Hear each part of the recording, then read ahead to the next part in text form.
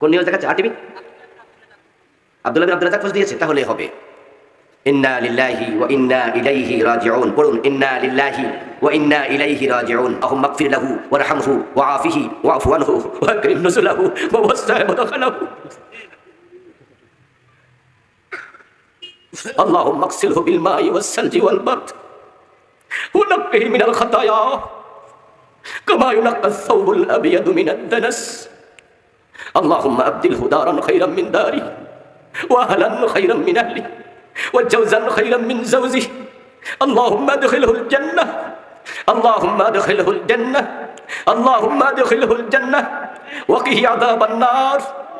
اللهم ارزقه درجة الشهادة، اللهم ارزقه درجة الشهادة، اللهم ارزقه درجة الشهادة.